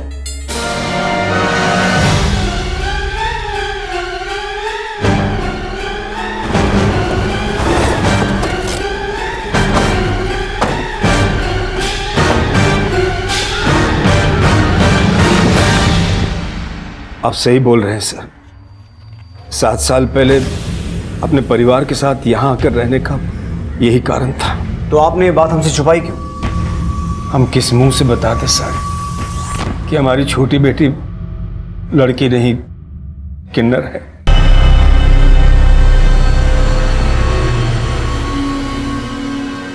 और यही वजह थी कि हमने आदित्य को सुमेधा से शादी करने से मना कर दिया। लेकिन रोहिणी, वो तो किन्नर नहीं थी, फिर उसकी शादी क्यों नहीं करवाई आपने? रोहिणी सुमेधा से बहुत प्यार करती थी सर। वो अपना घर बसा के सुमेधा के मन में ये हीन भावना नहीं पैदा करना चाहती थी कि क्योंकि वो किन्नर है इसलिए उसका घर नहीं बस सकता। फिर तो रोहिणी अभी भी प्रवीण से शादी करना नहीं चाहती होगी।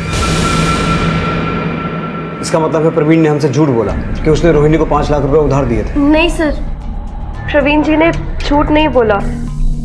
उन्होंने दीदी को पैसे दिए थे और दीदी ने उनसे वो पैसे हमारे इलाज के लिए लिए थे। कैसा इलाज?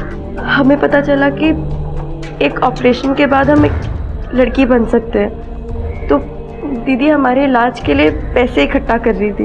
वो उस दिन हॉस्पिटल भी इसीलिए गई थी ताकि वो हमारे इलाज के बारे में पता कर सके। सर, ब्रिज किशोर के घर पर जिस बच्चे की लाश मिली थी उस बच्चे का डीएनए उस पागल औरत से मैच करता है। अगर डीएनए इससे मैच करता है तो उसका ये बयान भी सही होगा कि उसके बच्चे को रोहिणी ने चुराया था। लेकिन सर, एक बात समझ नहीं आई कि रोहिणी ने अगर उसका बच्चा चुराया तो किस मकसद से? मुझे लगता है इसका मकसद सुमेधा से ही जुड़ा है और वो हमसे झूठ बोल रही है। एक बात मुझे अभी भी खटक रही है कि सुमेधा का आदित्य के बाद एक ऋषभ नाम के लड़के से अफेयर चल रहा है। कहीं इस ऋषभ का बच्चे की चोरी और सुमेधा के इलाज से कोई कनेक्शन तो नहीं है? इस ऋषभ के बारे में पूरी इन्फॉर्मेशन निकालो और उस प्रवीण को बुलाओ। मुझे अभी भी लगता है कि वो कुछ जानता है और हमसे छुपा रहा है। सर, हमें सिर्फ इतना पता था कि सुमेधा एक किन्नर है। सर, हमने ये बात पहले इसलिए नहीं बताई क्योंकि हमने रोहिणी को प्रॉमिस किया था। सुमेधा किन्नर है ये बात सुमेधा के बॉयफ्रेंड ऋषभ को तो पता होगी। उसे सब कुछ पता था सर, उसी ने सुमेधा को इलाज के बारे में भी बताया था क्योंकि वो उससे शादी करना चाहता था सर। और रोहिणी ने बच्चा क्यों चुराया? इस बारे में हमको कुछ नहीं पता। सर, मैंने सुमेधा के बॉयफ्रेंड ऋषभ से जुड़ी हर इन्फॉर्मेशन निकाली। जिस दिन हमें उस बच्चे की लाश मिली उसी सुबह वो और सुमेधा गोरखपुर जाने वाले थे। ऋषभ ने अपने क्रेडिट कार्ड से 2 एयर टिकट भी बुक करवाई थी जिसमें उनके साथ एक इन्फेंट भी था जिसका जिक्र इस टिकट में है। लेकिन हैरानी की बात है कि किसी ने भी इस टिकट पे ट्रैवल नहीं किया। सुमेधा और ऋषभ दोनों को उठा के लाओ। सर, बोल, तेरे और सुमेधा के साथ में वही इन्फेंट गोरखपुर जाने वाला था ना, जिसकी लाश सुमेधा के घर के पास मिली? बोलो। हाँ सर, ये सच है। वही बच्चा हमारे साथ गोरखपुर जाने वाला था। तो रोहिणी ने वो बच्चा तुम्हारे लिए चोरी किया था? सर, रोहिणी दीदी ने वो बच्चा चोरी नहीं किया था बल्कि करवाया था। बता दो सर, मैंने रोहिणी को मना किया कि ये काम ठीक नहीं है, लेकिन उसने कहा कि एक बच्चा सुमेधा की जिंदगी बचा सकता है। तो साहब मैं मान गया कि मैंने अपने कोचिंग सेंटर में काम करने वाले लड़के को भेजकर बच्चा उठवाया सर।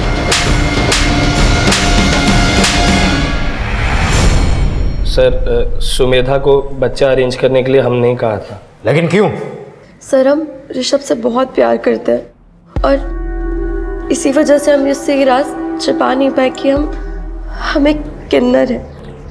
एक बार को तो हम सुमेधा से बहुत गुस्सा हुए और हमने उससे एक हफ्ते तक बात तक नहीं की, लेकिन फिर हमें एहसास हुआ कि हम गलत हैं। हमें उसे हर्ट नहीं करना चाहिए था।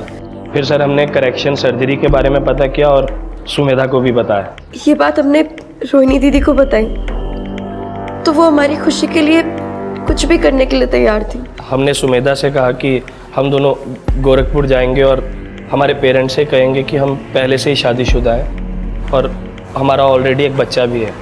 हम वो बच्चा चुरा कर घर लेकर आ गए। माँ की नजरों से बचाने के चक्कर में हम तू इसे संभाल।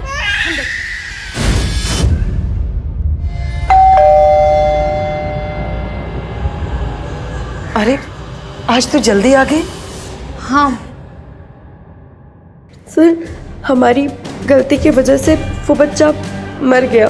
और तुम्हें ये लगा कि वो पागल औरत रोहिणी को कहीं ना कहीं तो ढूंढ ही लेगी और रोहिणी के चक्कर में तुम भी फंस जाओगे, इसलिए तुमने रोहिणी को भी मार दिया। नहीं नहीं सर। सर हमारा रोहिणी दी के मर्डर से कोई लेना देना नहीं है सर, हम सच बोल रहे हैं सर। मैं ये मानता हूं कि मैंने रोहिणी के लिए बच्चा किडनैप करवाया, लेकिन मैंने रोहिणी को नहीं मारा सर। सुमेधा, ऋषभ और प्रवीण के बयान से यह साफ हो चुका था कि उस नवजात बच्चे की हत्या एक ऐसे अपराध का अंजाम था जिसमें रोहिणी की भी भागीदारी थी। लेकिन रोहिणी की हत्या किसने और किस इरादे से की, यह अब भी साफ नहीं हो पाया था। सर इनमें से कोई नहीं, वो कोई और ही होगा। रोहिणी की हत्या की गुत्थी सुलझाने के लिए पुलिस ने रोहिणी से जुड़े हर शख्स को फिर से खंगालना शुरू किया और फोन लोकेशन के आधार पर यह जानने का प्रयास किया कि रोहिणी की हत्या के वक्त क्राइम सीन पर कौन कौन मौजूद था। और जल्द ही एक ऐसे सस्पेक्ट का नाम सामने आया जिसने पुलिस इन्वेस्टिगेशन को एकदम सही दिशा दे दी।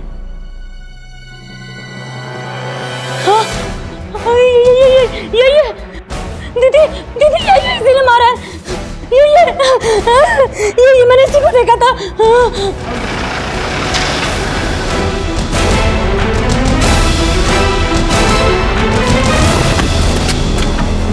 बोल।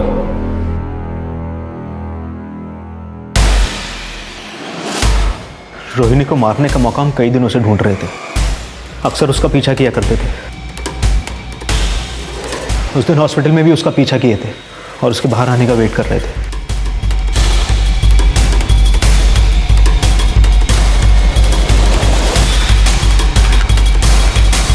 रोहिणी को मारा क्यों?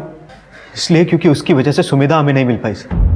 वो खुद तो शादी करना नहीं चाहती थी और उसकी वजह से उसके माँ बाप ने सुमेधा की शादी हमसे नहीं होने दी। हमें हमेशा यही लगता था कि हमारे और सुमेधा के ना मिल पाने की वजह सिर्फ रोहिणी ही है और इसलिए हमने उसे मार दिया। तुझे क्या लगता है सुमेधा तुझे प्यार करती थी? हाँ सर, सुमेधा हमसे बहुत प्यार करती थी, लेकिन अपने घर वालों और इस रोहिणी की वजह से उसने हमसे ब्रेकअप किया था। सुमेधा ने तुझसे ब्रेकअप इसलिए किया क्योंकि वो अच्छी तरह से जानती थी कि तू उससे नहीं उसकी खूबसूरती से प्यार करता है। अगर तुझे यह पता होता कि सुमेधा एक लड़की नहीं किन्नर है तो तू उससे शादी करता? नहीं करता, और तू शायद उसका भी मर्डर कर देता।